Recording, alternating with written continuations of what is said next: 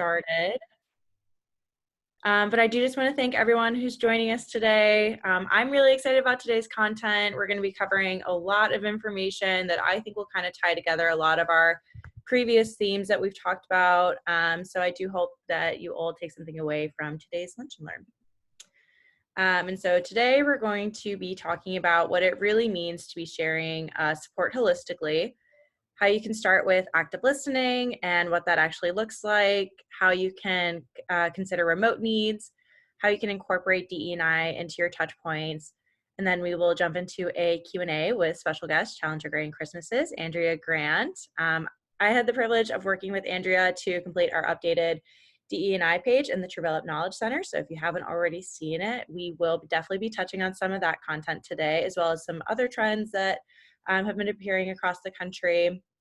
And then lastly, we'll finish up with a reminder of the tools in Truvelop that can aid you in supporting your team holistically.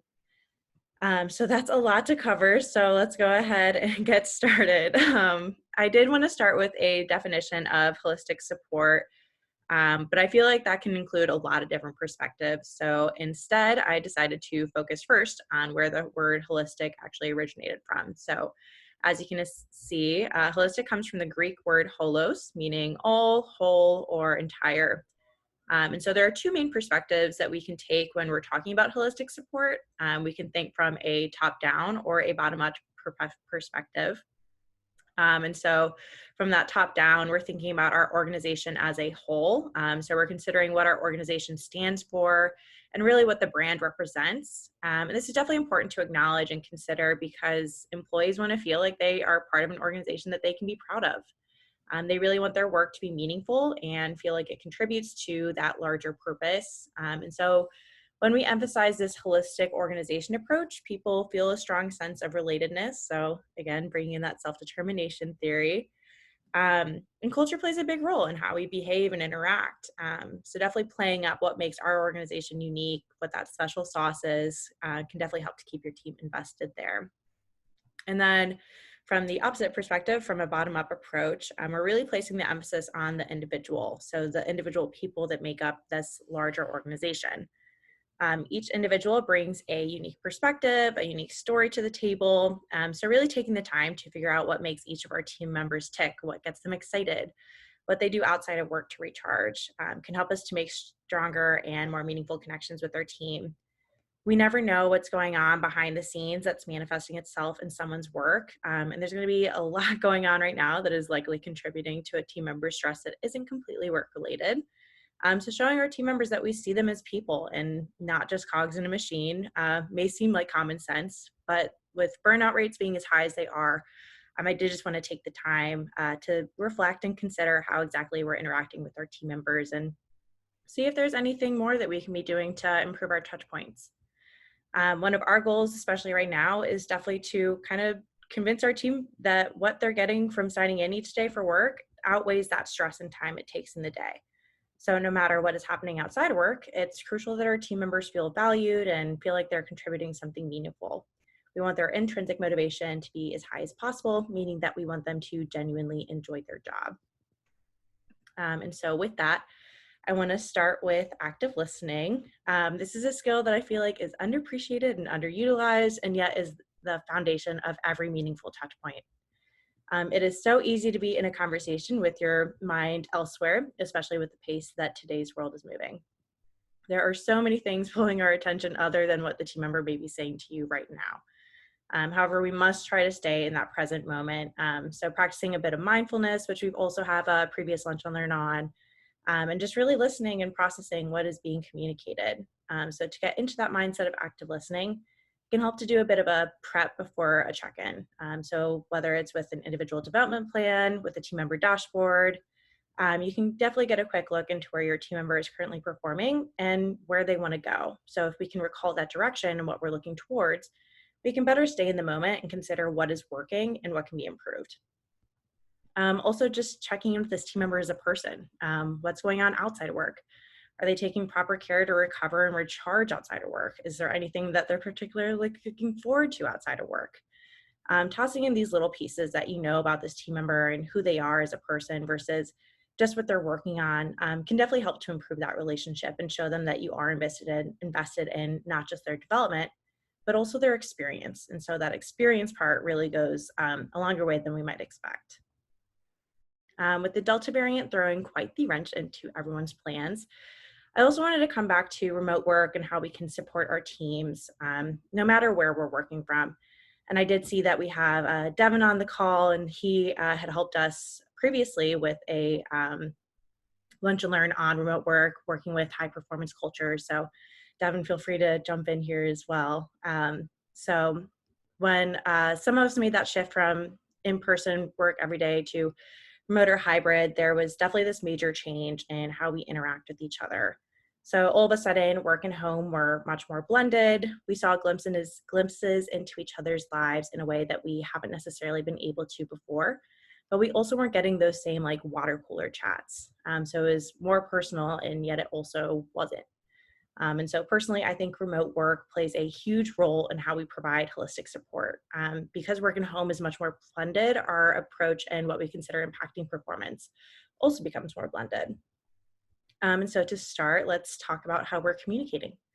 There is nothing more frustrating than getting a message on Teams or Slack and sitting there going, what the heck is this person trying to say to me?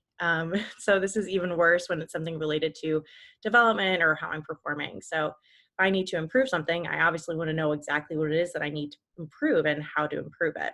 And so when we're in a virtual environment, it's even more important than ever to be clear about what you're trying to communicate, whether it's praise, coaching, corrective action, or simply marking an observation. It's important that we try to over communicate here. So we definitely don't want our team members second guessing if what they're doing is right or wrong. And so another reason that this is important that we over communicate is because when we're virtual, we also lose the benefit of being able to read body language. So now the tone with which we're communicating over a message is important too. Are we using an exclamation point? Are we stating exactly what is going well and what needs to be improved? Are we sharing support and guidance and affirming this team member? One thing that Meryl and I love to include are little gifts in our messages back and forth. So anytime we have a demo with in our bakery account, we'll send each other a little bakery gift. And so it's fun, it's showing that support and still keeps us together. And just kind of gives that virtual thumbs up that we're used to seeing in person, or that nod of approval. So now it comes down to what we're saying and how we're communicating it versus what we're seeing. And so additionally, with remote work, there's less pressure to have this traditional work day. And with home and work being more blended, there are going to be times when someone has to step away for a couple minutes or maybe even a couple of hours. With remote work, it's way easier to be more flexible and still get your work done in a way that fits your schedule and lifestyle. And as a manager, you can certainly encourage and support this flexibility. And therefore, the team member is a whole person by modeling your own flexibility and meeting the team members where they're at. However, with that said, a team member's satisfaction isn't solely based on the logistics of work, but also rely on the meeting and the experience. So, which again brings us back to that active listening and understanding what motivates and inspires your team. And so lastly, moving on to this work-life balance, I'll keep this section a bit briefer since we've covered this topic in a previous Lunch and Learn on employee well-being, but to summarize, it's crucial that we stay ahead of burnout and really watch for any signs of disengagement. So again, seeing your team member as a whole person in this regard is so important. As a manager, we need to push our team to disconnect from work after hours, be intentional with how they're recharging and recovering, and then step in if someone is showing any signs of being overwhelmed. Our organization as a whole certainly can't function if we're losing team members to burnout. So talking to your team about how they're balancing work and life can mean a lot and can again strengthen that relationship between yourself and your team members. And so before moving on to DE&I, I just wanted to see if anyone had any questions or comments so far. Since we've all lived through this experience to some extent, I don't expect a lot of this to feel new, but if anybody has any other suggestions for how they've been navigating remote work, that would be awesome. Yeah, this is Devin. And again, I really think it really comes down to the communication and almost the transparency you have with your team. It's easy as managers to so with my team specifically, and I think with everyone else, you can kind of feel out on an island. And if you feel that way, then your employees definitely feel that way. So as a manager, it's really easy to start managing by the numbers, the metrics, the margins, like you just number based, and you really lose that human connection. So keeping it loose, keeping it transparent, keeping communication going. If you're working on numbers, share that with the team if you're able, if they know what they're working towards and what they're a part of on a larger scale, it helps motivate them. That way they're not just working for a paycheck, they're working towards something and for something. They're working for the organization.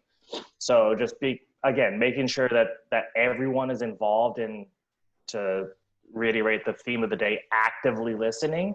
I think it just it goes for miles, right?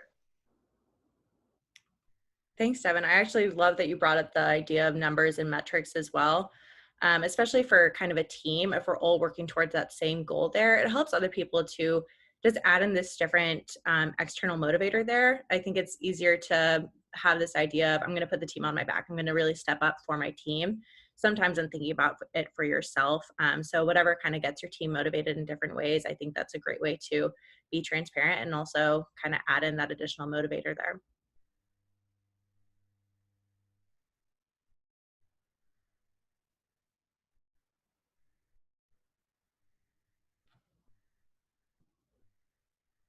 All right. If nobody else has anything they wanted to add there, I'm going to go ahead and jump into DE&I. So I first wanted to explain why I wanted to include this topic in a conversation about support. So our team members are individuals who have full, rich lives outside of their careers. They have stories and backgrounds that we don't see or know. And so we don't know the paths that they've walked. When issues arise in this country, individuals are certainly affected physically, mentally, and emotionally. And so this may bleed into work or it might not, but either way, individuals are affected. And so when we're showing support for our team members, we're showing them that we value them and not just their work. We're telling them that they belong and are valued and appreciated members of our team. And the younger generations especially have come to expect statements or at least acknowledgement of current events. So being ready and willing to address what is going on and how it may be affecting your team is definitely going to be an extremely valuable skill. So while we could certainly talk about this topic for hours alone, I do want to just highlight a couple of best practices to consider when you're including a DE&I lens in your approach to team member support. And so this first step starts with you and is, in my opinion, the most difficult step. So we must identify, acknowledge, and begin the work to unlearn our own biases. Everybody has biases, and that's okay. What matters is that we acknowledge them and start the work to unlearn them. And acknowledging this part of ourselves isn't as lovely. It isn't super fun, but it is really necessary work. And so to let this bias go unchecked can lead us down a path where we may be exhibiting microaggressions without even realizing it. And this is when your team may begin to lose that sense of belonging or even feel like you don't respect them. And so with that, I also want to bring up the idea of intersectionality. Essentially, intersectionality can be defined as different social categories such as race, gender, religion, class, age, disability, sexual orientation, military background, and mental health status, and how they can all be interconnected. And so with these intersections, a person's experience with discrimination may be compounded. So it's important that we consider multiple domains and backgrounds. Again, you never know someone's full story and what domains they resonate with. So we can never make any assumptions about a person's experience. So again, just consider this lens when talking with your team members. Lastly, we touched on this a bit, but acknowledging current events can be very powerful. If there's anything going on in the world that may be affecting your team members' performance or well-being, don't be afraid to bring it up. With that said, you also don't need to have all the answers.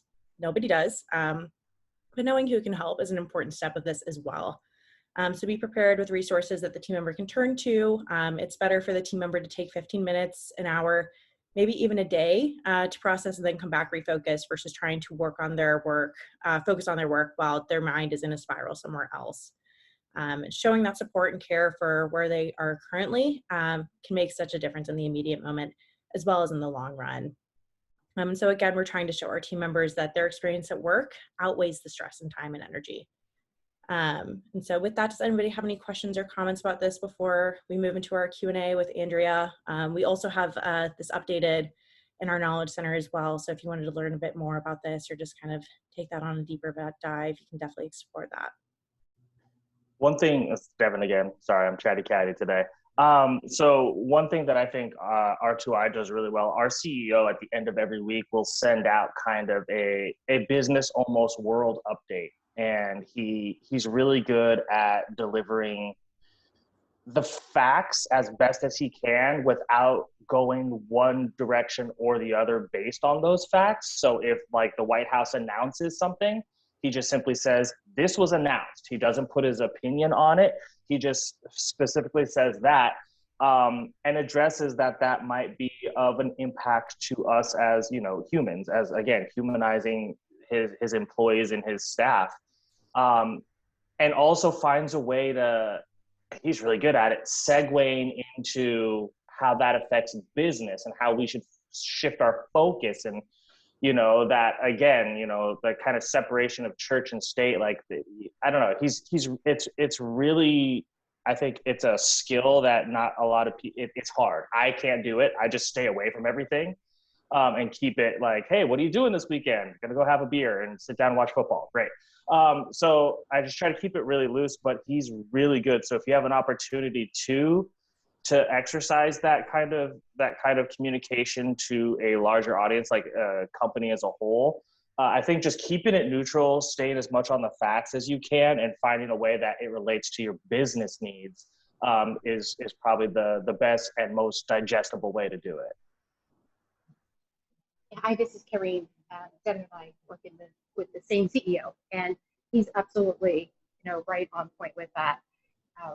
Our CEO has done this ever since we went into this COVID environment, and it has evolved into exactly as Devin described, sort of just, kind of putting it out there, how it may or may not affect our business.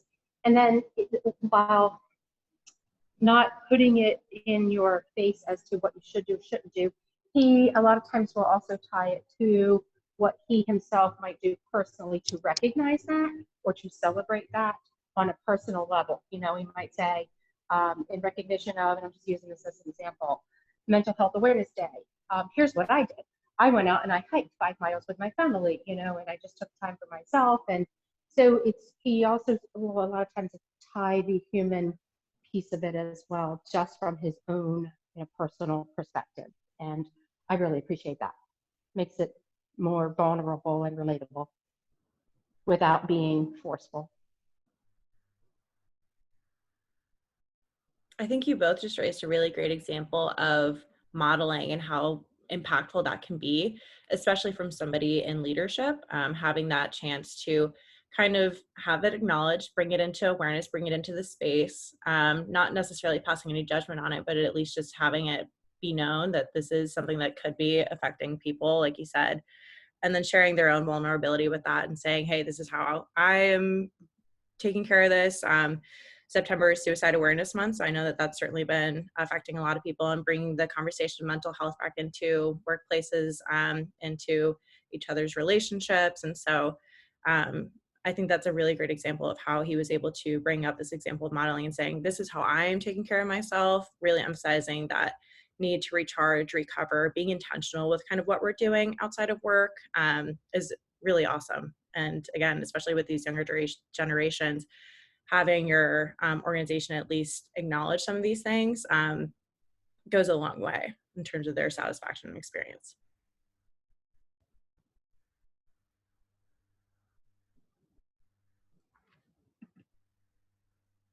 And so with that, I'm going to go ahead and move into Q&A with Andrea here.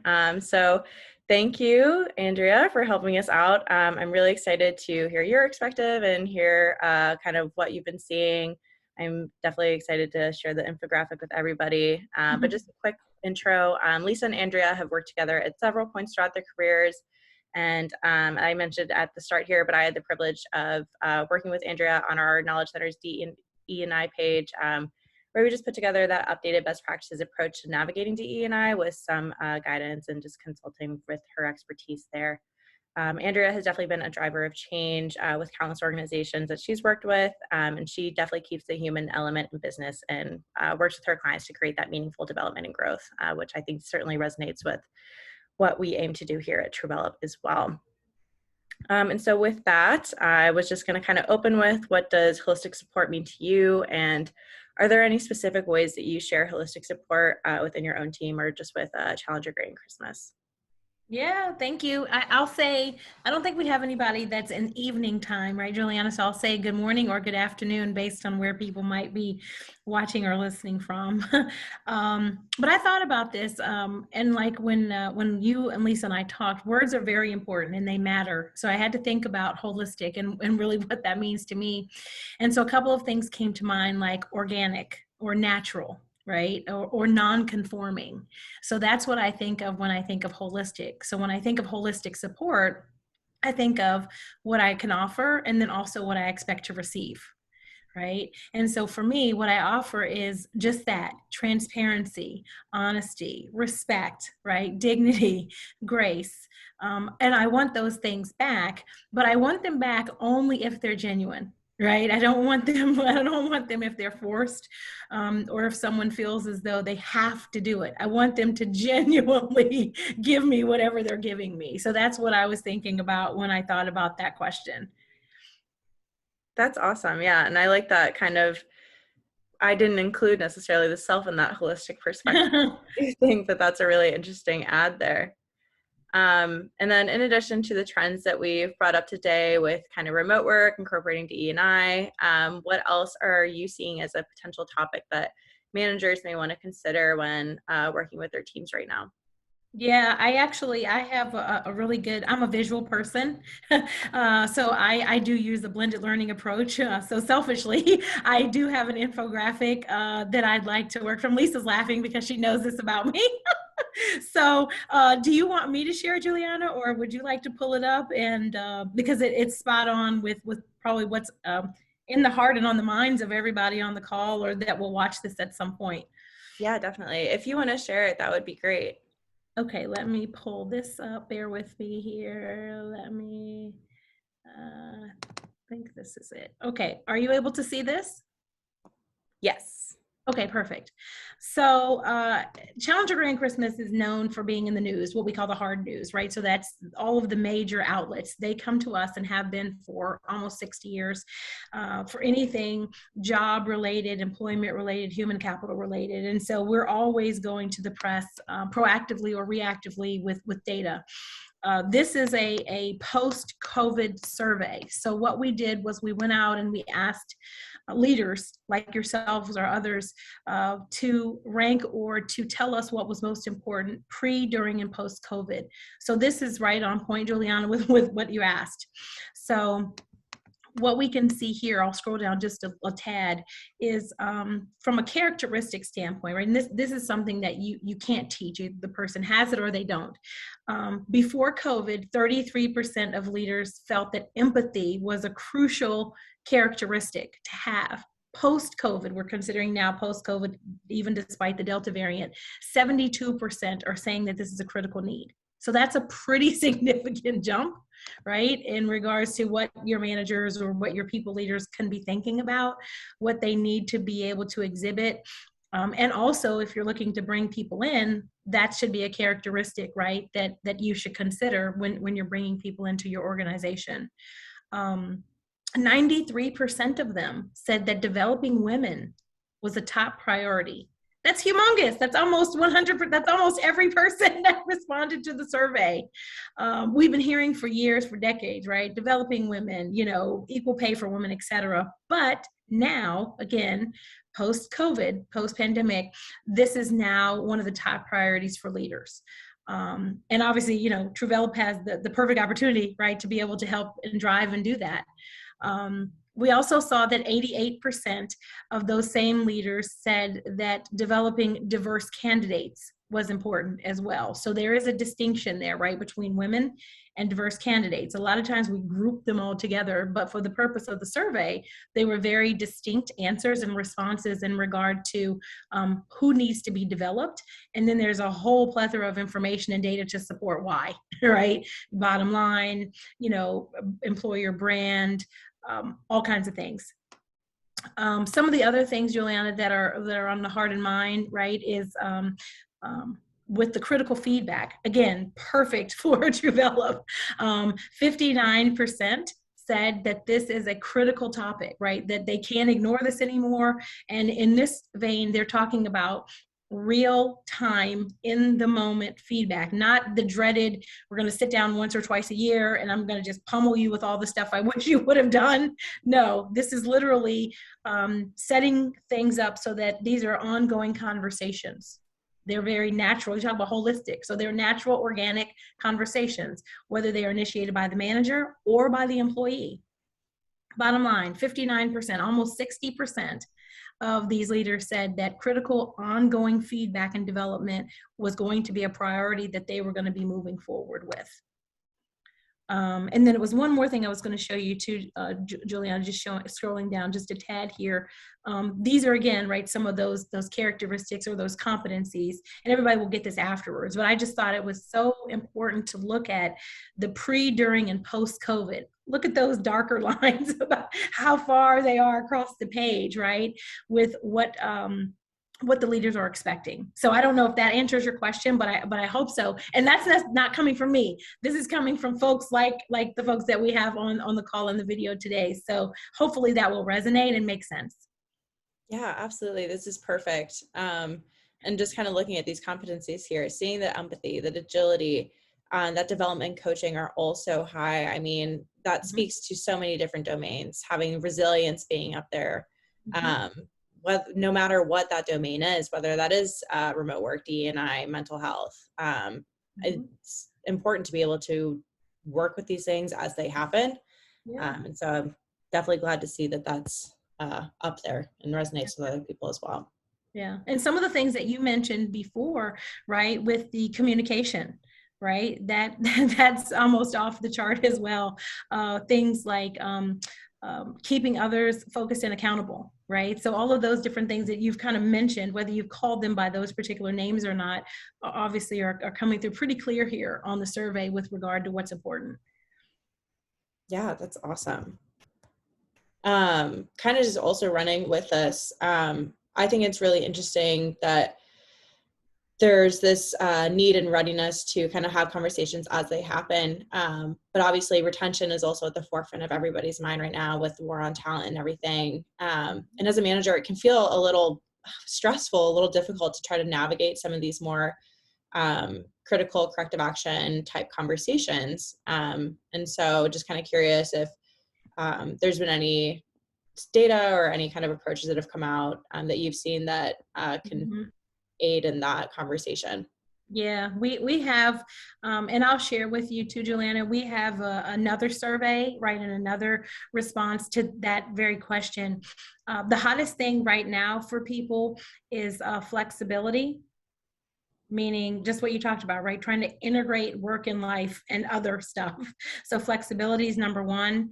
Burnout and mental health are number two. So you've already touched on those. So they want their employer, they want their leader, they want their leadership team, again, right, to not only be empathetic, but they want them to be compassionate. They want them to be understanding and genuine about it, right? Not the force, well, okay, you know, if you really have to be off this afternoon, because we probably all run into that boss at some point, right? But genuinely understanding and trusting that that person is going to get their work done. They're going to do it well, but they just might need to do it at another time, right? Or they might need a little grace with when they get it done, but they will get it done. A couple of the other things that came out of that, we all know, is the daycare issue. Daycare is cost prohibitive, and it is still one of the leading drivers besides the other two I just mentioned, right, of the inflexibility and the burnout. That's what's still fueling the mass exodus. So again, if a leader or employer can be patient and understanding with those needs, they're going to keep the employee. The other thing, though, Juliana, that's just come out very recently are benefits. Benefits are like the housing market, and they're the hottest thing going right now. And so when you're talking to your staff about benefits, that's going to be very important. That is one of the main drivers of whether someone stays or whether they go. And as you know, people, I hear all the time from my clients or prospective clients, someone will get an offer, they will accept, they might work for one day, and then they say, oh, I got a better offer. So benefits are really hot right now. And so I hope that all the managers and leaders pay attention to what benefits they're offering. That's really Does that interesting. help? Yeah, that's super helpful. And I hadn't really thought about the benefits aspect to it, but my boyfriend works at Yelp and they have a great benefits program. And he stayed for 4 years in part just because of how flexible they are and how great they have been with their benefits package, always making it aware of kind of what discounts do you get and where can you really leverage this benefits package in the different areas. So they've been great about communicating that and actually have like quarterly meetings talking about creative ways that you can use that. So that's interesting that you bring that up. Yeah. And this is Karine. Andrea, if I could ask a question Sure. in your survey information regarding benefits, what are you seeing as the key differentiators for benefits So a offerings? couple of things. What are the stay benefits that you're seeing? Oh, I love this question. Is it Karine? It's Karine, yes. Karine, okay. So a couple of things, Karine. So with the pandemic and the uncertainty around the literal return to work, meaning physically going back into a space, a lot of employers decided that they wanted to reduce pay for existing staff and or for people they were trying to recruit. The perspective of the employee is, I'm doing the same work, I'm bringing the same experience, right? I'm bringing my skill set. That shouldn't be discounted. So pay is a hot topic, Karine, right now. People are struggling. These leaders are really struggling with, how do they either adjust compensation or how do they figure that out? Another benefit is, again, childcare. Childcare centers are either not open or they're cost prohibitive. So a lot of the larger employers now are think of back in the day of the AOL space, right? Remember when AOL had the on-site daycares and things like that? A lot of these employers are trying to find out if there's a way that they can supplement some daycare costs or come up with some creative ideas with that. Another thing too that they're working on or that they're struggling with in the benefits realm is insurance. Mental health is through the roof. The needs are through the roof. As Juliana said, this is Mental Health Awareness Month. We just had a Suicide Awareness Day a couple of days ago. But mental health just doesn't show up in September. It's present all the time. I know that because I am the mother of someone who manages their mental health every day. I'm also the daughter of and caretaker of a veteran who manages his mental health every day. And the cost of the insurance and those other benefits are skyrocketed. Not to mention, there's a shortage of those providers for people to be able to go through. So telehealth is extremely important. It's overutilized now. And we don't have enough providers. So those are some of the main areas, Karine, that people are struggling with or trying to focus on from a benefits perspective. Does that help? Yes, thank you. It does. And nothing that you said is a surprise, I should say. The consideration of the daycare expense might be something that, we haven't really considered at this point, but thank you for giving your insight on that. Yeah, sure. My other question that I was going to pose here was just what do we see employees wanting more out of in terms of how their managers can be supporting them? But I definitely think we've hit on that, really emphasizing the empathy here, getting at the why of maybe the team members' performance, especially if there's a dip there, really understanding kind of what else is going on, what's really standing in the way here, and then coming together to see how they can overcome that. But is there anything else that really stands out to you that could be something that managers should be checking in on? People still want to have fun.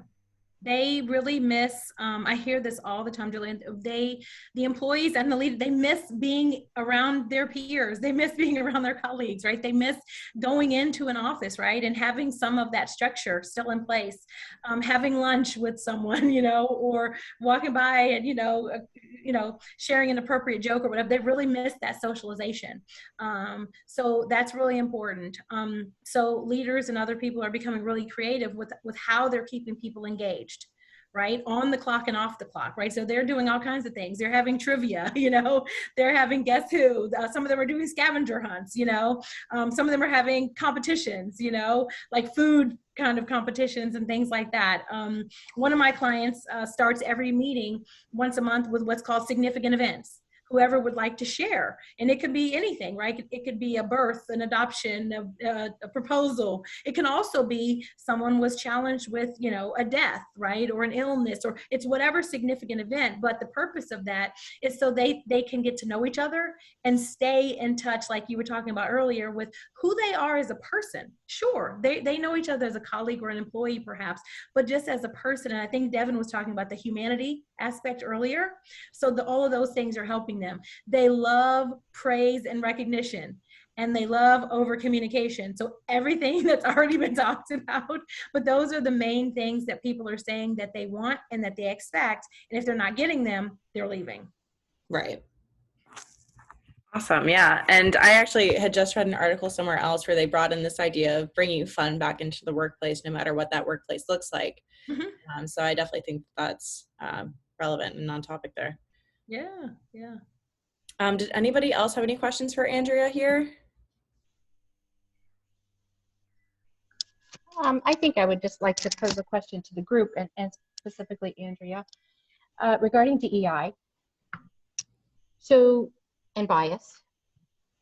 I've looked at a few tools that sort of scrub job descriptions for biases. Are either of you familiar with using those? The pros and cons, the pitfalls, any information you would have or feedback you'd have on utilizing those tools to do a hard look at resume and how you're attracting and what types of candidates you're attracting.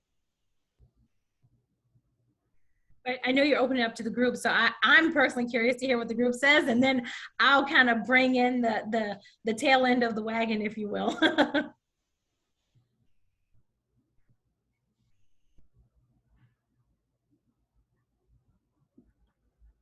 I don't think this is quite what you were getting at, Karine, but I've done a ton of work with the Harvard implicit bias test. I did a few pieces of research myself with implicit bias. So in terms of just at least kind of getting that conversation started with yourself of kind of where does my bias lie that we don't even necessarily realize, that's a good place to start. I will say that some of that research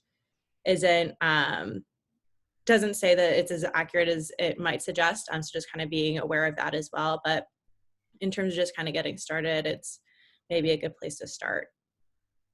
Mm-hmm. One of my CEO clients, Karine, uses Gender Decoder. I don't know if you guys are familiar with that, but that's an application that you can use that will, so she uses that. Yeah, I've used that. Mm-hmm. Okay. And I have just recently tested that, yes. Oh, okay. Wonderful. Mm-hmm. Wonderful. Yep. And then I have other clients who are starting to adopt, some people consider it a newer concept, some people not so much, the blind interviewing. So where you actually, the talent acquisition professional will scrub the interview, scrub the resume or the CV, right, of any piece of information that can be discriminated against. A name, right? The person's address, the school they went to, things of that nature. And so what's happening is while they say they spend a little more time on the front end, kind of cleaning it or scrubbing it, if you will, by the time it gets to the stakeholders that are going to interview or interact with the person, the goal there or the thinking there is that the person is completely objective.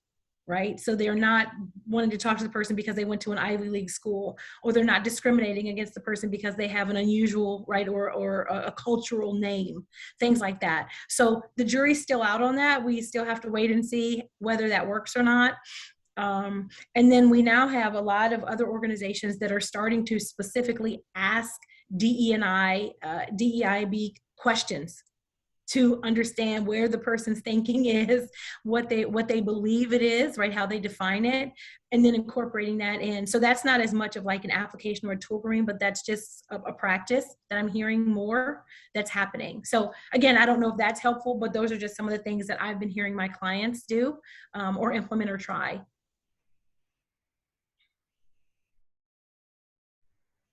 Okay, thank you. Sure.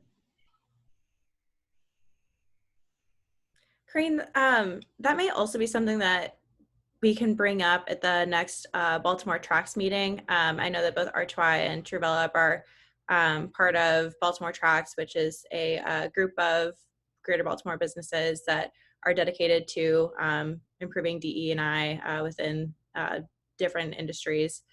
And I know that that was actually something that we kind of talked about just with the hiring process of how we can be more inclusive in that. So I would be curious to see kind of what they've been seeing with all the groups that are part of that and what they've been using.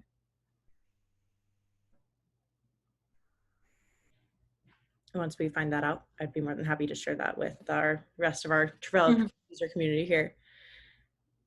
Yeah, it's a great question. I think Doreen's on. I think it's going to only continue, right?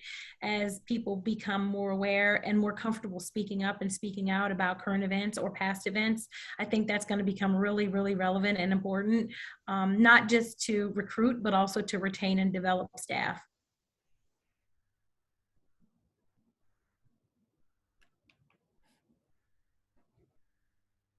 Awesome. Well, if nobody else has any questions, I just wanted to say thank you again to Andrea for being so awesome and sharing so many great pieces of information, the statistics, your perspective on everything. And before we move on, I just wanted to see if anybody else had any last questions, comments here before we finish up with Truvelop tools and how they can help support that holistic support. Thank you all for having me. I'm going to go back on mute, so I'll be here if someone thinks of something else.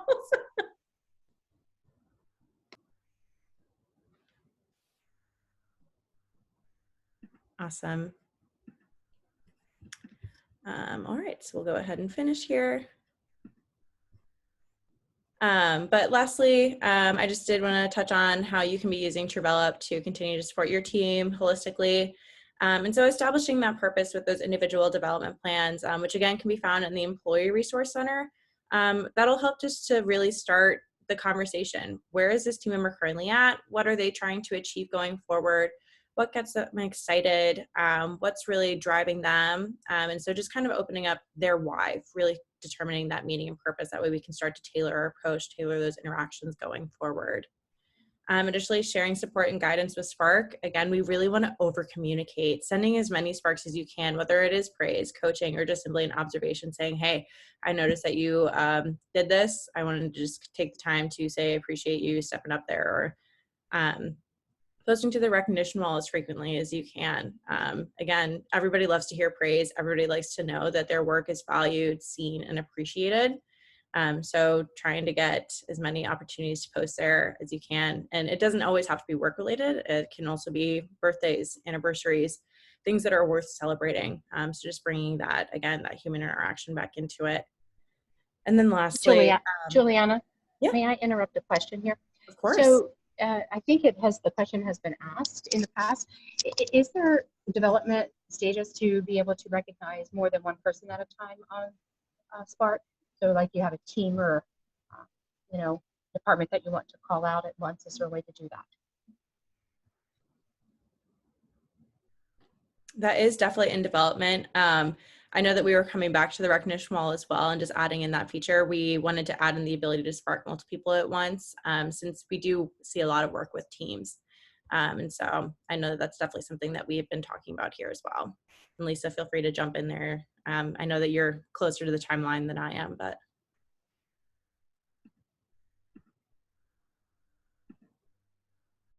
Thanks, Juliana. Corinne, great question, and it is something we've been talking enhancements.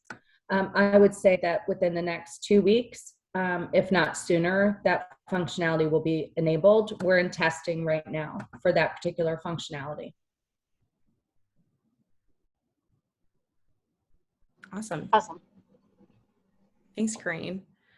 And then lastly, just again, using evaluations to measure and celebrate that growth. It's a good indicator for us to check in on any dips in performance. And again, really trying to understand the why behind where that dip stemmed from and seeing then how we can come back together to get that team member back on track there. And using the insights to tailor your approach.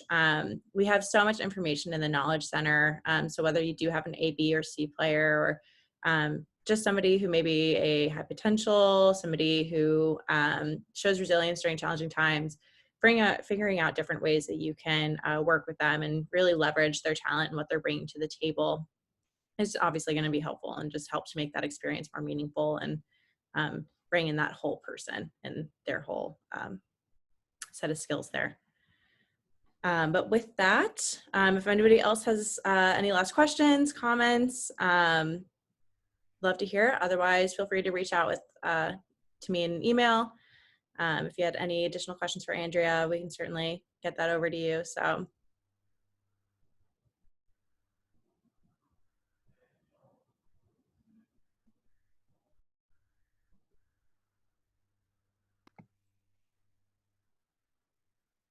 All right, well, thank you all for your time. I'll stick around here for another minute or two, and I'll go ahead and stop the recording if anybody wanted to ask something off the record here. So, but thank you again, all of you.